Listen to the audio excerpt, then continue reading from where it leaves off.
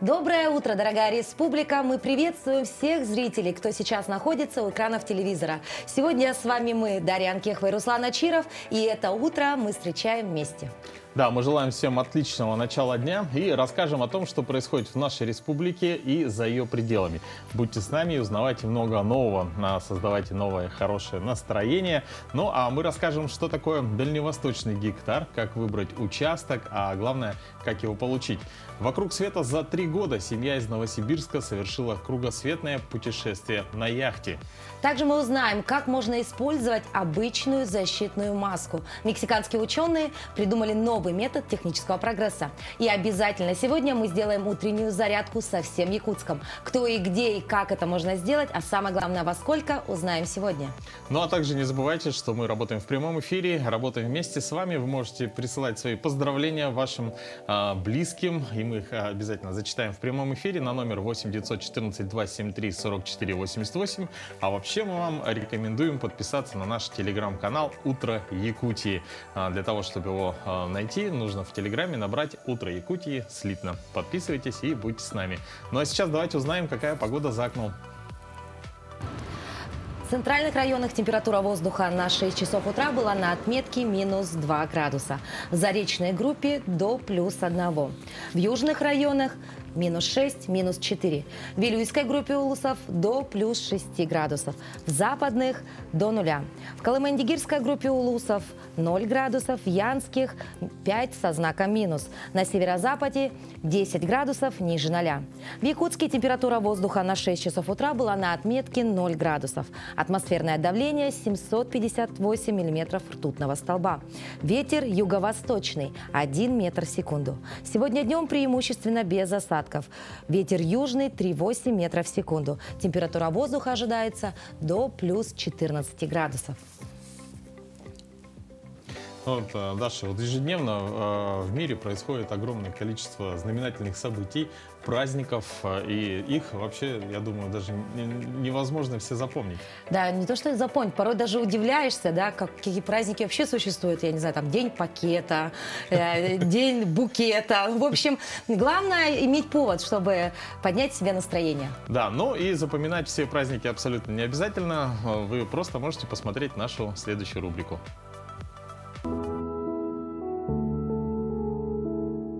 12 мая – Международный день медицинской сестры. Сегодня также День экологического образования – международный праздник. В этот день в городах и поселках проводятся различные экологические акции. По народному календарю существовал обычай, что нужно в полдень выйти на дорогу и подставить лицо теплому ветру. После этого здоровье должно было прибавиться на целый год. 12 мая 996 года в Киеве освящена первая на Руси каменная церковь Десятинная. 12 мая 1731 года началось судоходство по Ладожскому каналу. Ранее основная связь Невы с Волгой шла через Ладожское озеро, опасное для судоходства, а канал построили в обход него. 12 мая 1945 года открылся Новосибирский государственный академический театр оперы и балета. В этот же день и год завершилась Пражская наступательная операция советских войск, в ходе которой Прагу освободили от фашистских захватчиков.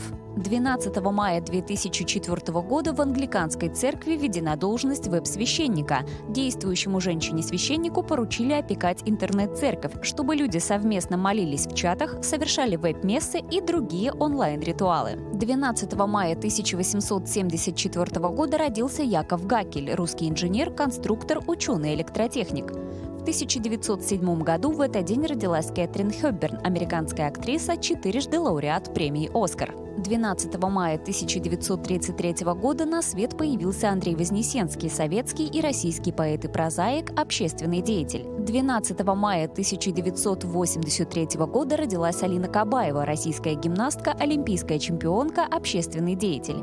Именины в этот день празднуют Арсений, Артем, Василий, Иван, Федот и Фома. Все в дело. Мексиканские исследователи начали использовать защитные маски для производства батарей. Специалисты из Института научно-технических исследований мексиканского города Сент-Луис-Потоси разработали проект по переработке использованных масок для лица и созданию экономичных батарей. Сперва исследователи проводят дезинфекцию материалов при помощи спирта и ультрафиолета, просушивают их и разделяют на слои, после чего маски покрываются химическими компонентами и специалисты приступают к сборке батарей. Entonces nosotros nos encontramos muy contentos porque Мы очень рады этому проекту, потому что хоть в Мексике и нет такой инфраструктуры, как в других странах, мы используем переработанные материалы для создания технологичного продукта, который может широко использоваться. Мы посчитали, что можем обеспечить электропотребление мексиканской семьи из 5 человек, используя 350 масок, которые являются основой для наших батарей в течение года. Мы видим, что можем обеспечить большое количество энергии и таким образом помочь помешать воздействию использованных масок на окружающую среду. que hay en los cubrebocas. По словам исследователей, новая технология позволяет производить тонкие и недорогие батареи, что способствует сохранению экологии во времена пандемии COVID-19. Замечательные новости, да? Мне кажется, наука не стоит на месте и даже уже из масок делают батареи. Но я слышал, что вообще вот количество использованных масок, оно с огромными темпами растет. То есть, а вот эта технология, Логично. думаю, да, позволит этот ущерб уменьшить. Ну, продолжая тему энергии, бодрости, позитива, с 10 мая ранним утром многие жители республики вышли на улицы, площади, стадионы, в парки и скверы, чтобы размяться и получить заряд энергии перед новым трудовым днем. А в Якутске начали проходить массовые утренние зарядки. Проходят они под девизом «Начни утро с победы над собой». Упражнения, как и прежде, выполняются под руководством опытных наставников.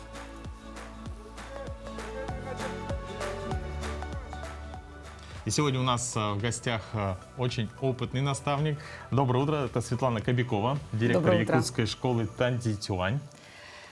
Ну, конечно, вы не первый год, да, проводите эти утренние зарядки. Да. И вот скажите, на данный момент много ли желающих заниматься УШУ именно в утреннее время? Надо сказать, что нынче желающих не очень много, потому что у меня новая площадка на 203-м микрорайоне, то есть как бы на тех площадках, где вот на протяжении 10 с лишним лет уже проводятся зарядки, там, да, народу много. Привыкли уже, да? Да, народ уже привык ходить, грубо говоря, намоленное место, типа, Это да? такая уже Да. привычная локация, Привычная да? локация. А сейчас на 203-м, ну, у меня с десяток человек пока есть, потихоньку прибывает. Мгм. Но я думаю, после этого утреннего эфира их прибавится в разы, да? Ну, я надеюсь, да, потому что утренняя зарядка, это же все-таки, это залог хорошего, бодрого дня, такого наполненного силами и удачного, в общем, во всех отношениях. Но мне кажется, многие побаиваются, думают, что УШУ, наверное, это что-то вот очень сложное. Ну, по крайней мере, Что-то вот мне... боевое. Да, что-то боевое, что-то очень сложное. И многие, наверное, думают, что это все-таки для молодежи больше, потому что ведь сложно координацию, да, вот это вот все движения, они достаточно Ну, сложны. на самом деле, утренние зарядки свои я не позиционирую как УШУ. Это просто у меня суставная гимнастика, разминка. То есть любой человек с любым уровнем подготовки может подойти и начать делать эти утренние зарядки. И также в основном вот на всех остальных площадках тоже. Мы от якутской школы Тандитюань, вот я являюсь ее директором, у нас 3 инструктора вышло. Вот на площади Победы у нас Николай Немаев, и в парке Победы на аллее Сухая Сардана Едреева они с 6:30 проводят. Суставная гимнастика, у Сарданы еще как бы северная ходьба называется, и у Николая Самбуевича просто суставная гимнастика, растяжка, разминка, в общем, такие элементы какие-то несложные. А вот 203 он Уфу, достаточно большой район. Вот вы где занимаетесь? И мы занимаемся на спортивной площадке 10, 11, 12 корпуса. Вот они стоят такие буквой «П», и посередке у них детская площадка и спортивная площадка. Такая хорошая, удобная. Кстати, ваш путь начался именно тоже с утренних зарядок, да? Да, И- да, в 2005-м вот, я узнала о Тандитюань вообще, о том, что это такое, вот, именно на утренней зарядке. Вот так, Когда да? Василий Самсонов проводил, а потом уже это стало как бы делом моей После жизни была уже постепенно. поездка в Китай, вы обучались уже в Китае, да, далее? Да, у меня там учитель Шифу. То есть есть две разницы, да, в Китае говорят лауши и говорят шифу. Лауши — это просто учитель, к которому ты ходишь учиться. А шифу — это человек, который принимает тебя в свою семью. Вот, и вот меня приняли в свою семью, мою шифу, да, и... А вот являюсь. насколько изменилась ваша жизнь после знакомства? Вот, С Тандитюань? Да. Да. Вот кардинально, я думаю, я вообще делю жизнь на до До и и после, да. Потому что все-таки появилась и... Вообще я была человек закомплексованный, я была ботаник, не спортсмен. Стала спортсменкой, стала раскрепощенной, вообще появилась в жизни гармония, вкус жизни прямо в каждую минуту, каждую секунду. Думаю, как здорово. Ну, Светлана, вы что сейчас для есть многих эта жизнь. женщин Якутии являетесь таким неким эталоном красоты, да, вот. Ой, спасибо. Да, вот такая всегда, да, вы не скрываете свой возраст. Нет. Не скрываете. И вот все-таки вы считаете, что спорт привел вас вот к этому и физическому, и духовному состоянию? Я считаю, да. Не просто спорт, это зитюань именно. Ну вот, допустим, какое основное вот отличие вы можете сказать, вот именно Тайцзи-Цюань славится вот этим, например, не знаю, может, техникой дыхания или, может быть, определенными упражнениями? Или... Тайцзи-Цюань – это гимнастика, которая гармонизирует все. И тело, и дух, вообще все, и окружающее пространство. То есть вот эта фраза, что мир начинается с тебя, она прямо вот относится к этому искусству? Да. А у вас, может быть, есть какое-то определенное направление, любимое, вот к чему ваша душа лежит? Ведь там же это же не одно просто вот как бы движение, да, Тайцзи-Цюань, насколько я знаю, да, там же есть различия. Там есть стили, просто я Да, занимаюсь стили. одним и тем же стилем, Тайцзи-Цюань в стиле чэнь. Это ваш. Это моя любовь.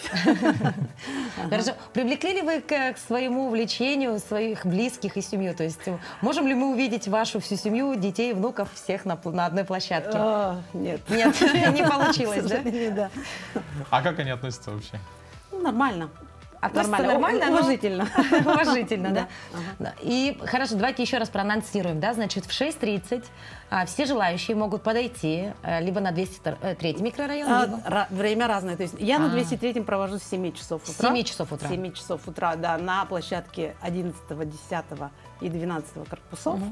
Вот, с 6:30 на площади Победы, с 6:30 в парке культуры и отдыха. То есть на остальных площадках тоже есть площадь Дружбы, площадь Ленина. В общем, На основных везде площадках Да. проводятся утренние Да. зарядки.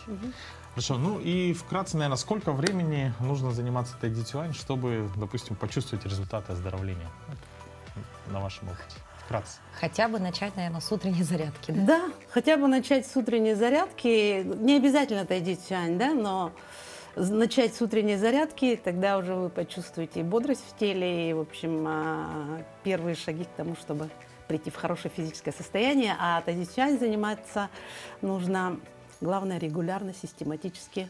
Спасибо. Ну, Да. Светлана, большое вам спасибо, что украсили наш сегодняшний прямой эфир. Друзья, мы желаем вам здоровья, ну а сейчас прервемся на небольшую паузу.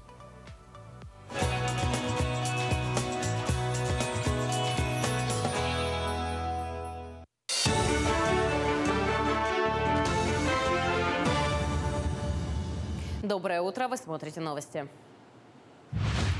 Поставлены задачи перед руководством республики. Прохождение паводка и подготовка к пожароопасному сезону остаются первоочередными задачами правительства, заявил глава Якутии Сэн Николаев. Он поручил обеспечить контроль за малыми реками, усилить взаимодействие с муниципалитетами по предупреждению нештатных ситуаций. Что касается лесных пожаров, руководитель республики подчеркнул необходимость проверки минерализованных полос и недопущения неконтролируемых возгораний, связанных с сельхозпалами. Особое внимание здесь он поручил уделить территории Амгинского и Усть-Майского районов и Южной Якутии. На сегодняшний день с начала пожароопасного сезона на территории Амгинского ЛУСа зарегистрировано 9 термоточек. Из них 8 по результатам выжигания сухой травы и 1 в результате возгорания на территории свалки. Данные о возникновении термоточек передаются по результатам космического мониторинга, что позволяет своевременно ликвидировать возгорание при меньших площадях. С 9 мая в ЛУСе объявлен режим повышенной готовности, проходят профилактические и рейдовые мероприятия.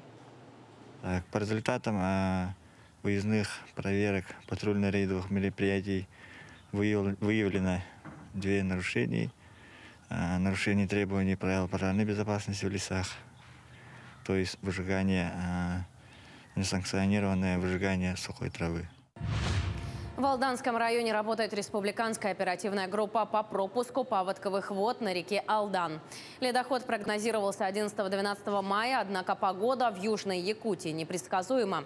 На ситуацию повлияли низкие температуры, а также обильный снегопад. Согласно прогнозу, похолодание продлится до конца недели.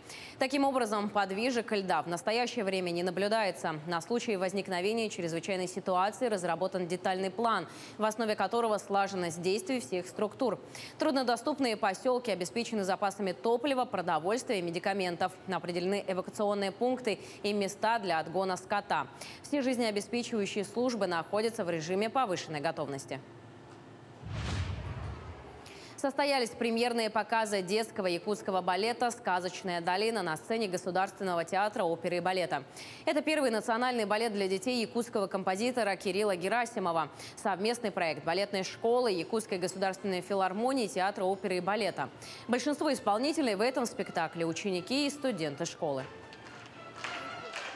Сейчас у нас такая хорошая возможность появилась вторую и третью премьеру посвятить именно столетию ЯССР. В нашем спектакле участвует 100 детей балетной школы. Также это совместный проект с нашим театром оперы и балета, и ведущие партии у нас исполняют наши ведущие солисты балета.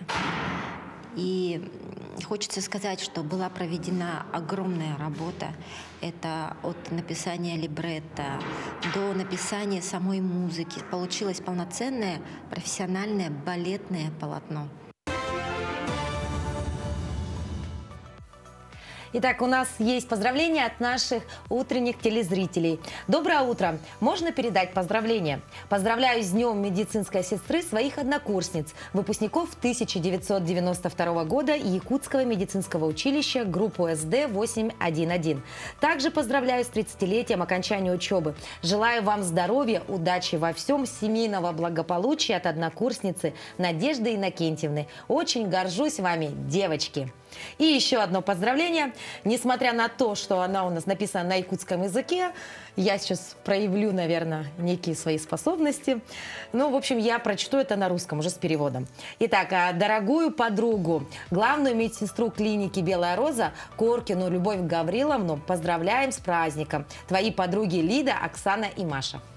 Ну что, мы присоединяемся к поздравлениям и, да, призываем вас также дарить хорошие эмоции своим близким. Присылайте ваши поздравления на наш номер телефона 8-914-273-44-88 или же на наш телеграм-канал «Утро Якутии».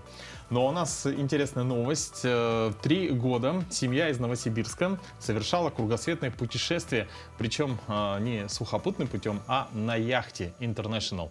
Обогнули они земной шар за 3 года, и на днях экипаж яхты «Леди Мэри» пришвартовался в одном из портов Владивостока. Яхта «Леди Мэри» стала домом для Клочковых на целых 8 лет.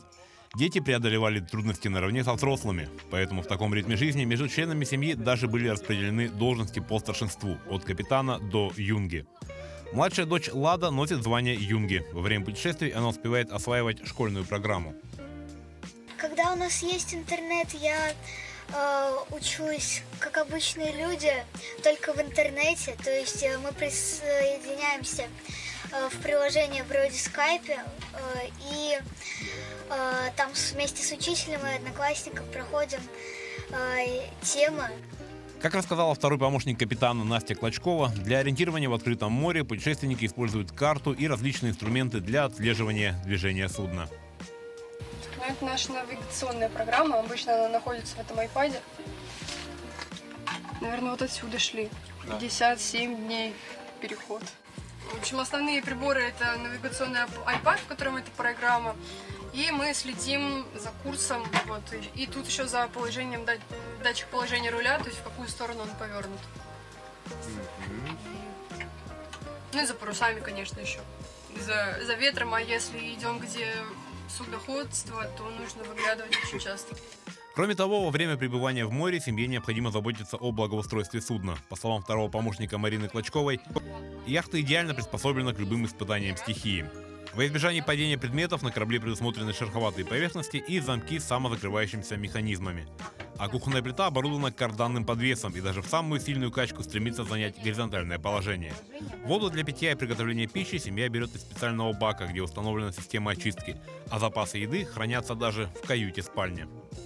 Здесь вот с двух сторон большие рундуки, и мы спим в окружении 300 банок с консервами. Здесь он очень обширный, ну то есть вот туда, там, наверное, сантиметров на 70, и вот здесь вот шириной, вот отсюда, да, почти там 1,80 м, 1,70 м. И, соответственно, здесь тоже плотно стоят разные консервы, от овощных до сладостей. После остановки во Владивостоке семья намерена вернуться домой, в родной Новосибирск.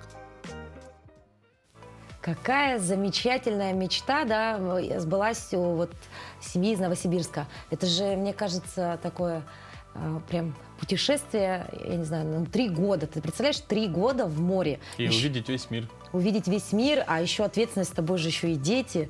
Причем я сначала смотрел сюжет, у меня даже из головы выпало, что они из Новосибирска. То есть это даже не морской, не портовой такой город, да? Было бы Город желание, Сибири. ты видишь? Главное, когда у человека есть желание, можно покорить любые вершины. Абсолютно согласен. Ну, а мы переходим к следующей теме. Флорист – интересная творческая профессия, которая идеально подходит людям, любящим цветы и праздники. Составление красивых цветочных композиций было популярно в Древнем Египте. На Руси также любили украшать дома цветами перед большими церковными праздниками. Но делали они это самостоятельно. Профессия флориста как таковой в России не существовала.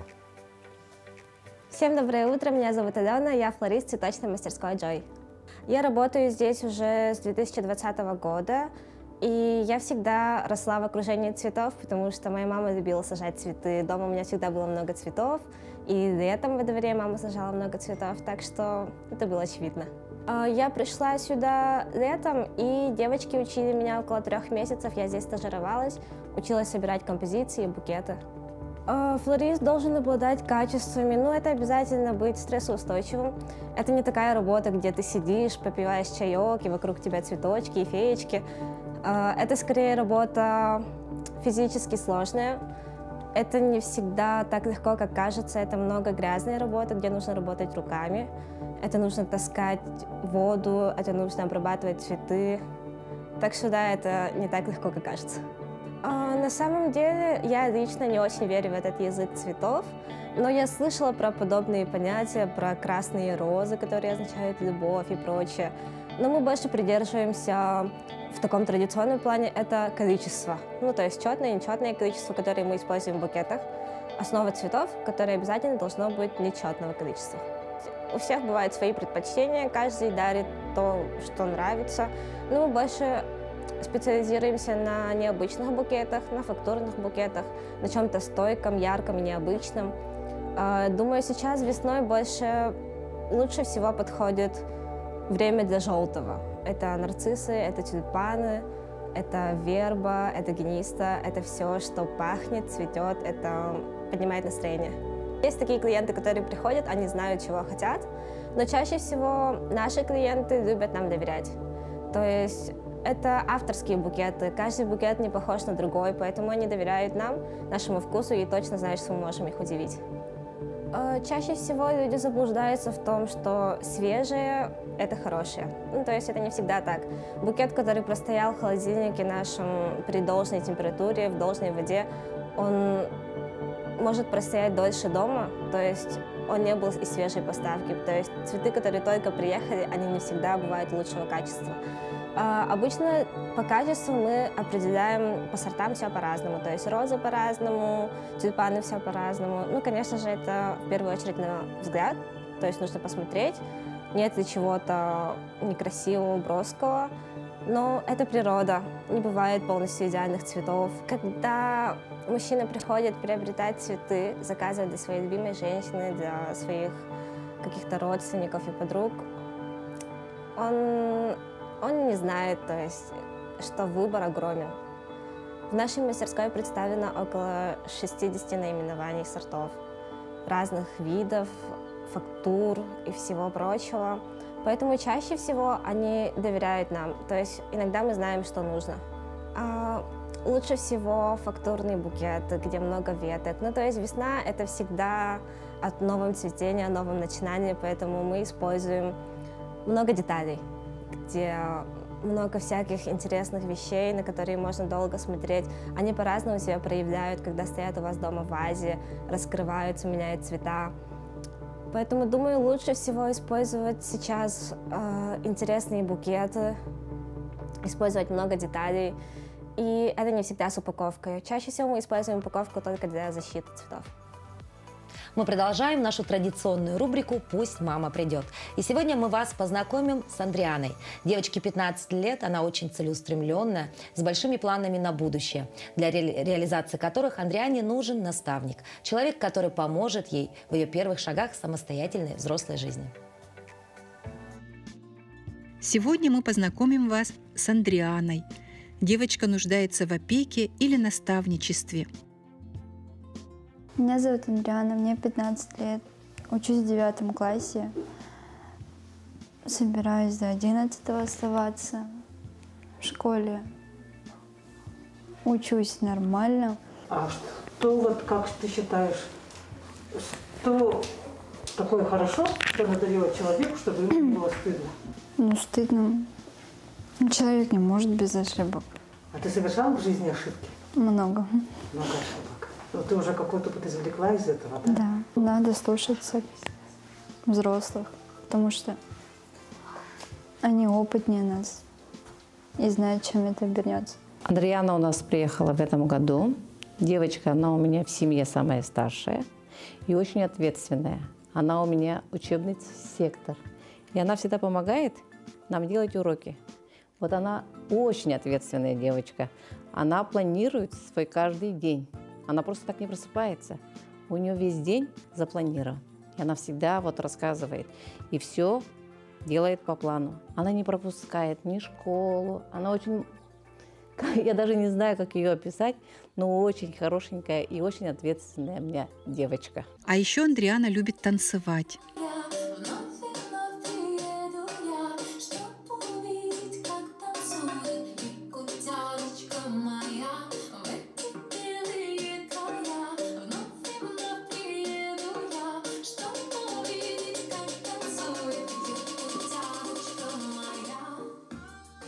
Андриане скоро предстоит начать самостоятельную жизнь, и ей необходимы опека или наставничество.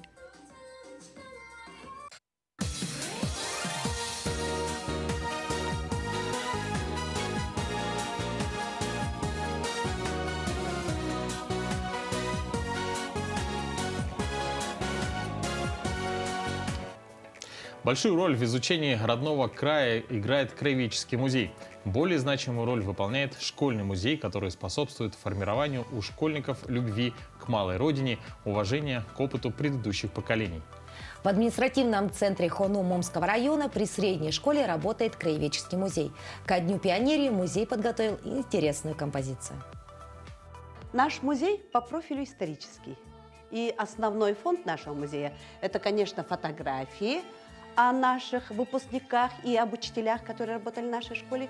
Ну и, естественно, это атрибутика, которая связана со школьной жизнью. К столетию нашей республики мы готовим цикл музейных уроков «Вековые шаги нашей республики» и «Столетний план в действии». Но одним из еще интересных проектов у нас в этом году был проект, посвященный столетию нашей пионерии. Красногалстучная пионерия – это история школы. И вот, когда мы готовили этот проект, конечно же, ребята в первую очередь узнали о том, кто такие были пионеры, что собой представляла эта организация. И здесь нам помощь оказали именно атрибутика, которая у нас сохранилась в нашем музее, торжественное обещание пионера. Это наш горн, это барабан. И, конечно же, фотографии, стенды о пионерах и альбомы, которые у нас сохранились еще с тех пионерских времен. Сделанные. руками обучающихся. Сейчас наши учащиеся узнают о том, что именно эти альбомы сделаны их родителями, бабушками и дедушками. И вот, когда мы в этом году именно запустили проект, посвященный пионерии, мы организовали в школе поисковую работу, которую назвали «Пионерское детство наших родственников». Каждый класс принял участие в поисковой работе, и по результатам этой поисковой работы собраны преотличнейшие материалы. Они вот именно поговорили с родителями, с бабушками, дедушками, с родственниками, знакомыми и оформили именно прекрасные материалы, воспоминания о пионерских годах своих родственников. Вот такие именно работы, они сплачивают детей с родителями, со старшим поколением, с дедушками, бабушками. По материалам вот этих собранных воспоминаний вот мы готовим альбомы. Собрали материалы о вожатых, пионерских вожатых, которые работали в нашей школе. Собрали фотографии, выпускают альбомы. Вот самое главное – это то, что мы сохраняем память. И это то, что дети узнают, как жили раньше дети в советское время, чем занимались, чем были увлечены их бабушки и дедушки, родственники. И некоторые их родители, мамы, папы тоже были пионерами. На днях в Тампонском районе была замечена пара белых лебедей. На видео можно увидеть, как они вместе медленно плывут на открытом водоеме. И это очень трогательное видео. Про лебедей издавна слагались легенды. Люди поклоняются и почитают этих величавых птиц. Названные грациозные создания считаются символом добра, благородства и супружеской верности. Руслан, как ты относишься вот к таким подобным видео? Да? Ну, вот, трогают они тебя или ты немножко конечно. Земной человек? Вообще вот тут тоже такое двоякое. Да? То есть ты видишь что-то красивое, и ты иногда сразу тянешься за телефоном, да, допустим, вместо того, чтобы запомнить этот момент. Но тут тоже есть, ты потом можешь это показать своим родственникам или подписчикам, если у кого-то, допустим, в соцсетях достаточно большое количество их. Но говоря о красивом, очень много людей коллекционируют вот те самые именно уникальные красивые вещи. Для кого-то, возможно, это статуэтки, для кого-то это, допустим, какие-то трофеи, да, с охоты, к примеру, да, ведь это все своеобразная красота. Да, и мы сейчас познакомим вас с нашей следующей героиней. Она живет в селе Тулагина, зовут ее Евдокия Петровна Андреева, и у нее удивительная коллекция раритетных вещей. Доброе утро, дорогие телезрители! Мы сегодня вас хотим познакомить с интересным человеком, Евдокией Петровной Андреевой, которая проживает в Тулагино-Кильдянском наследии. Давайте с ним познакомимся поближе. Здравствуйте, Евдокия Петровна. Ой, здравствуйте, дорогие гости. Проходите, пожалуйста. Каждого гостя в семье Андреева встречает священное животное – якутская лошадь. Но для учителя начальных классов Тулагинской школы Евдокии Андреевой лошадь – это предмет гордости. Больше 10 лет она посвятила сбору фигурок и изображения благородного животного. Каждая вещь – живая память, а воспоминания – уже история. Евдокия Петровна, вот глядя на эту картину, все-таки это может быть ваш любимый наследник Тулагино-Кильдянский? Может быть, очень похож. Детство мое прошло в маленьком участке Николаевка. И вон там вот такая природа была. Ага, мне это бросилось в глаза. Там маленький водоем, деревья, цветочки. Любое большое дело начинается с малого, вспоминает Евдокия Петровна и показывает первую статуэтку. Признается, любовь к лошадям ей передалась по наследству от дедушки, а подарок отца привел к коллекционированию. В далеком 1965 году он отправил ей из Москвы интересный, но хрупкий подарок, который перевернул всю ее жизнь. В детстве у меня был вот такой жеребенок. Угу. Папа из Москвы отправил посылкой, но по пути сломалась голова. Мы клеили долго, а потом, в конце концов, она вообще сломалась. Как-то в городе Якутске в магазине я увидела вот этого жеребенка, и радости моей не было предела. Я, конечно, сразу купила. С 2011 года Евдокия Петровна начала свое многолетнее увлекательное хобби. Сейчас в коллекции у нее 245 фигурок. Но это не только сувениры, украшения и обереги, но эксклюзивные предметы быта. Красивая посуда, настенные часы, оригинальный светильник и даже мебель. Вот у меня настенная лампа такая. Угу. Фигурки из фарфора, стекла, дерева и латуни. Но особое место в коллекции занимают вещи, сделанные своими руками. Друзья и родные уже знают, что ей подарить, и привозят памятные сувениры из разных стран. Евдокия Петровна с радостью отмечает, по этим сувенирам можно изучать географию. Подарки тянут шлейф воспоминаний. Подруга Саргалана Тимоновна привезла из Франции. Угу. Вот это она привезла из Испании. Моя подруга Елена Михайловна привезла из Монголии. Угу. Так.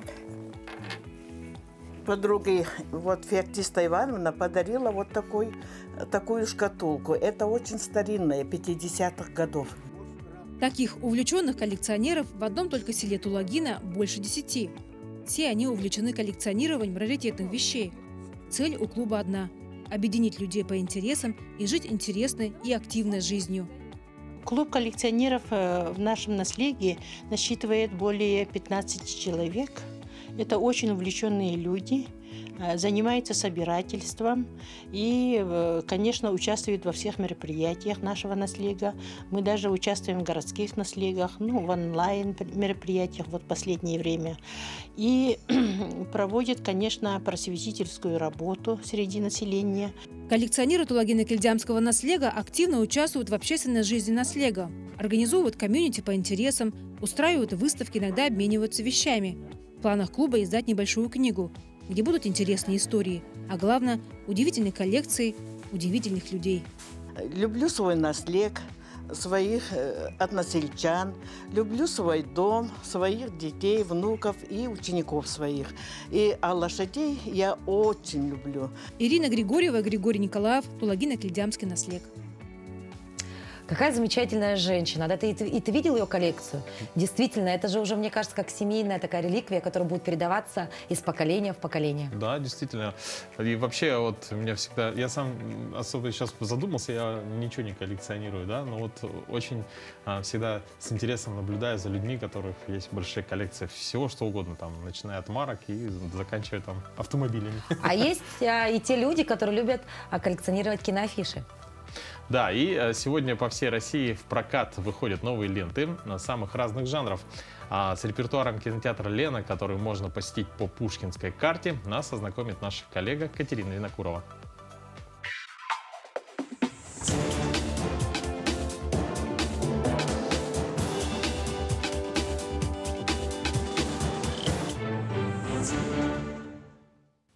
Всем доброе утро! Кинотеатр «Лена» приглашает на премьерный показ фильма «Флэшбэк». Кажется, зрители каждый год смотрят боевик с Лиамом Нисоном, и 2022 не стал исключением. Картина повествует о наемном убийце, который из-за своих принципов стал мишенью и ФБР, и криминального босса. Главный герой начинает проявлять признаки ранней деменции, что добавляет долю интриги стандартному боевику. Ну и еще здесь безупречная Моника Беллуччи, смотреть на которую приятно в любом образе. Все мы когда-нибудь умрем. Важно то, что успеем сделать до этого. Флэшбэк. «Сияющая звезда» – первая в мире анимация в стиле кей-поп. Шоу талантов «Лунная королева» собирает яркие коллективы, чтобы выявить самых талантливых участниц. Больше всего выделяется амбициозная Гера, чья мама уже получала титул «Лунной королевы». Сможет ли она добиться успеха или титул достанется другой участнице? Смотрите, это звездопад! Загадывайте желание! «Сияющая звезда». Смотрите в кино. В прокат выходит хоррор, в котором героиня Элиши Кадберт пытается вытащить дочь из потустороннего мира с помощью математики. Фильм «Заклятие. Спуск к дьяволу» расскажет о зловещей силе, обитающей в доме, и которую главной героине придется пробудить и сразиться.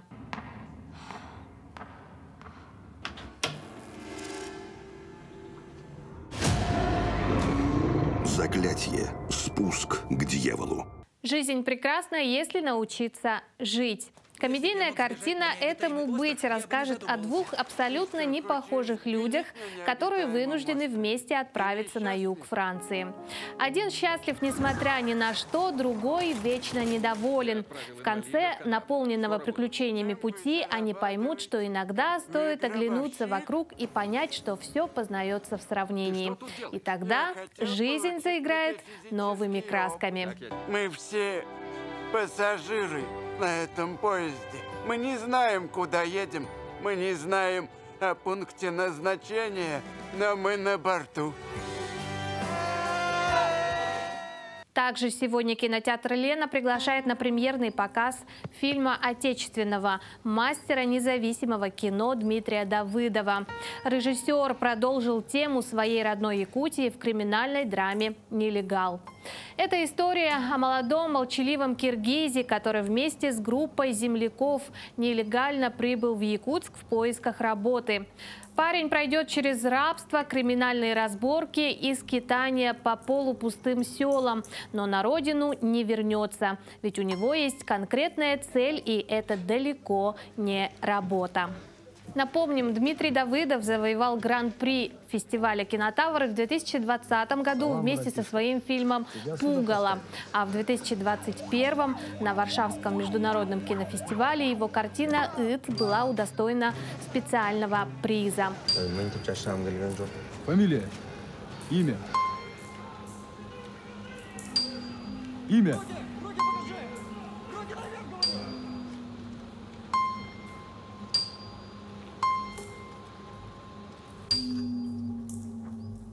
А на этом у меня все. Желаю вам отличного настроения и приятного просмотра.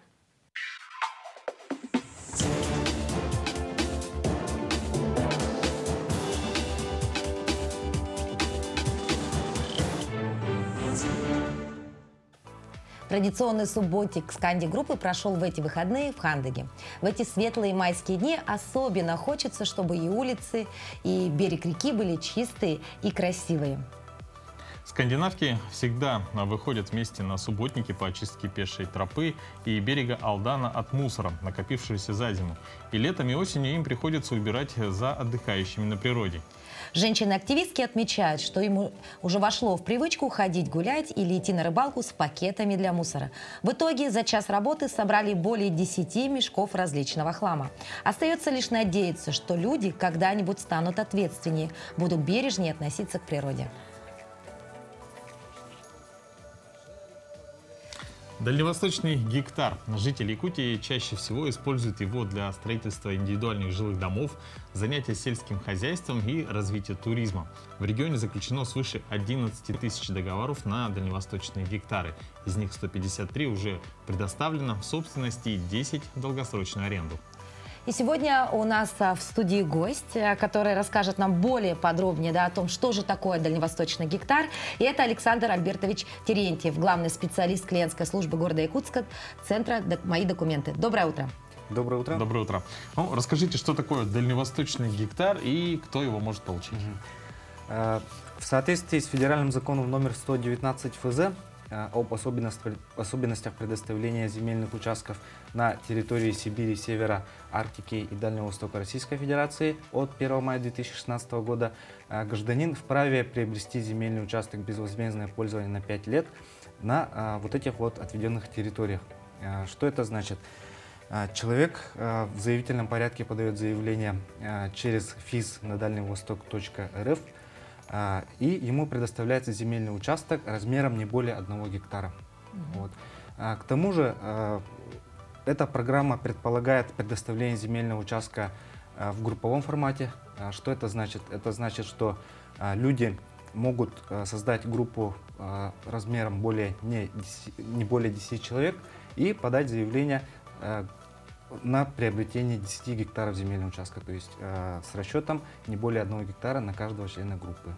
Ну, то есть такое некое сообщество, да? То есть вместе, рядом могут выбрать. Да, вот. И кто имеет право получить гектар в Российской Федерации? Это граждане Российской Федерации вне зависимости от места жительства либо прописки, либо иностранные граждане или лица без гражданства, которые являются участниками государственной программы по содействию переселения в Российскую Федерацию соотечественников, которые проживают за рубежом. Это и лишь одно требование, да? То есть... Да. То есть, возрастных ограничений нет? Возрастных ограничений нету, но тут нужно иметь в виду, что дети, несовершеннолетние дети, должны быть обязательно включены в групповую заявку, которую подает родитель. Да. А как можно выбрать участок и что можно на нем сделать? Ну, по выбору земельного участка, то есть это зависит от множества факторов. Самый основной из них — это возможность предоставления этого земельного участка. Это можно очень хорошо отследить на портале дальневосток.рф. То есть там есть разные карты основы, вот, разные слои. Интерфейс данного портала очень максимально удобен. Вот, и если земельный участок не покрыт серой пленкой, это значит, что этот земельный участок можно оформить по программе дальневосточного гектара. То есть он свободен? Да, он свободен. То есть, ну, если человек зайдет на данный портал, там по картооснове очень хорошо видно, что возможно. Да. Кроме того, есть инструменты на портале, с которыми можно, как сказать-то, очертить любой формы земельный участок и сразу на месте моментально сделать проверку возможности предоставления этого земельного участка. То есть у заявителя есть возможность выбирать участок? Да, есть возможность выбирать. Вот. И здесь надо отталкиваться еще от одного факта. Желательно выбирать земельный участок, который вы воочию видели, потому что, ну, сами понимаете, через интернет по картоосновам все равно 100% невозможно убедиться. Вдруг там болото или еще что-то, вот, вот так. А что можно делать на участке? Что с ним можно? Вообще портал и данная программа дает очень широкий спектр выбора вида разрешенного использования земельного участка. Можно использовать под индивидуальное жилищное строительство, можно на земельном участке вести какую-то сельскохозяйственную деятельность, там, выращивание овощей, там, ведение сельхозпроизводства. Ну, в общем, очень широкий спектр. Это надо читать. Это все на сайте? Да, это все на портале есть. Вот. Наш центр «Мои документы» занимается предоставлением сопроводительно-консультативной помощи. То есть люди могут к нам обратиться в любое время.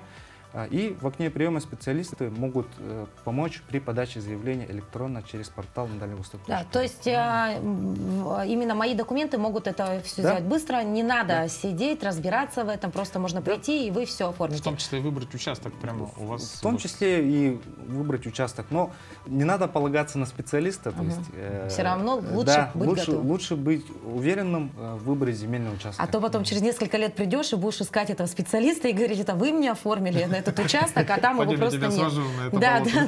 Поэтому лучше позаботиться, конечно, по именно территориальным моментам самостоятельно. А что нужно для оформления? Лишь паспорт? Нужен паспорт и подтвержденная учетная запись на портале госуслуг. А если я являюсь родителем, то, соответственно, документы на ребенка должны быть, да? Если вы являетесь родителем, то свидетельство о рождении ребенка и СНИЛС ребенка. Ты уже оформляла, что ли? Нет, я собираюсь сегодня пойти в мои документы. Просто поэтому и проверяю, что с собой взять. Отлично. Ну, а вот гражданину дается в пользование на 5 лет, да? А что, если по истечении этого срока ничего он как бы не использовал по назначению? Что будет тогда? Ну, вообще земельный участок выдается безвозмездное пользование на 5 лет. Это значит, что в течение 5 лет без каких-либо выплат можно пользоваться земельным участком. Но по истечении этого срока, до истечения 6 месяцев до 5 лет, так сказать, гражданин должен подать заявление на предоставление этого земельного участка в собственность либо в аренду. Вот. Если человек не использовал земельный участок по целевому назначению, то договор безвозмездного пользования считается расторгнутым, и в дальнейшем как бы возможности для оформления в аренду либо в собственность земельного участка уже не предусмотрены. Вот то есть даже другого участка, то есть уже это как бы выбываешь сразу, то есть эта программа по предусматривает предоставление земельного участка гражданину только единожды, то есть один раз. Раз в жизни. Александр Альбертович, а скажите, вот как скоро-то можно получить будет эти, хотя бы так, в лучшем случае, да? Ну, подаешь ты заявку, и сколько ждать-то еще? Год, 2, 3, 5? Нет, подается... Практика как показывает? Подается заявление, которое подается на портале Дальний Восток, направляется непосредственно тот уполномоченный орган местного самоуправления, к которому относится данная территория. Вот. Срок рассмотрения 12 рабочих дней, по истечению которого ответом должны направить договор безвозмездного пользования, который подписывается и также направляется обратно в орган посредством портала дальневосток.рф. Ну, Александр, вам большое спасибо за очень подробную информацию. Друзья, оформляйте дальневосточный гектар, обращайтесь в центр «Мои документы». Ну, а сейчас мы узнаем самые актуальные новости на этот час.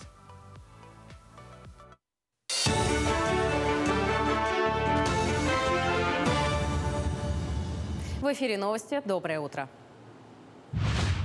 Несмотря на закрытие ледовой дороги через реку Лена, в Усть-Алданском районе продолжается поставка сена нуждающимся. Прошлым летом стояла небывалая засуха практически по всей республике. Из-за этого труженики сельского хозяйства встретили определенные трудности с сенозаготовкой. В результате в Усть-Алданском районе поставка сена началась с октября месяца. В первые месяцы более 100 машин доставили сено нуждающимся по всем наслегам Улуса.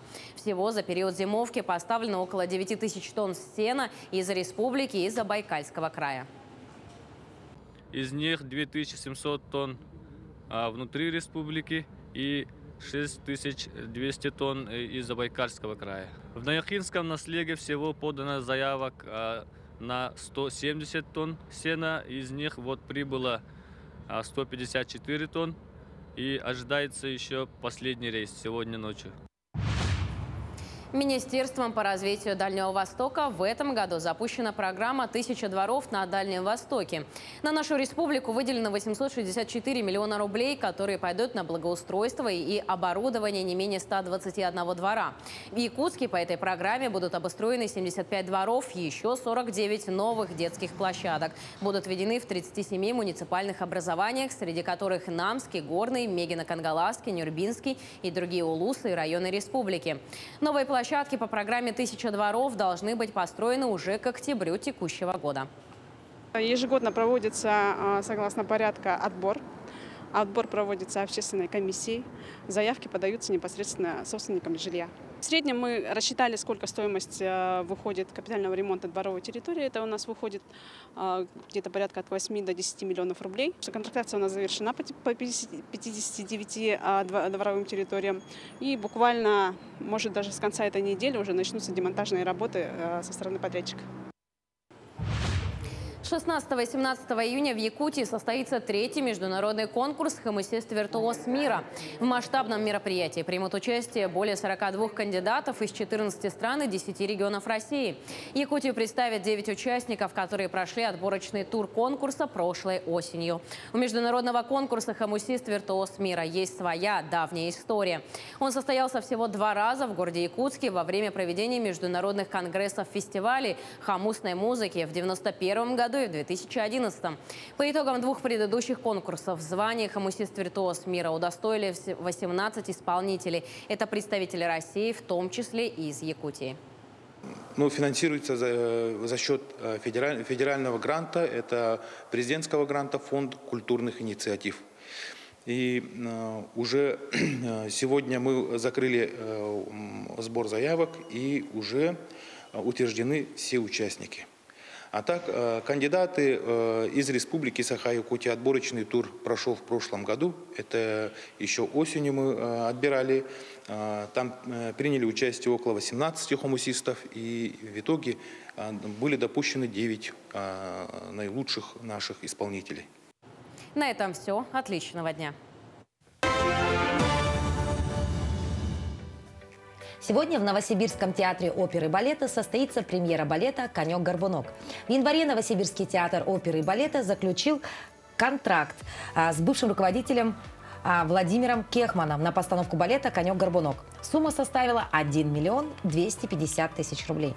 Для Кехмана это первая работа в статусе дипломированного режиссера после окончания ГИТИСа. В театре отметили, что в новом спектакле авторы предложили красочное сценическое решение, в котором фольклорные мотивы сочетаются с мультимедийными спецэффектами. новейшие театральные технологии позволят приблизить постановку к ожиданиям современного зрителя, воспитанного на фильмах в жанре славянского фэнтези. Действительно, Великий театр — потрясающее здание, и труппа, и люди, ну просто потрясающе все. И я считаю, для меня это честь, большая честь оказаться здесь и именно премьерный спектакль сыграть. Именно здесь, в Новосибирске, для новосибирского зрителя в таком роскошном театре.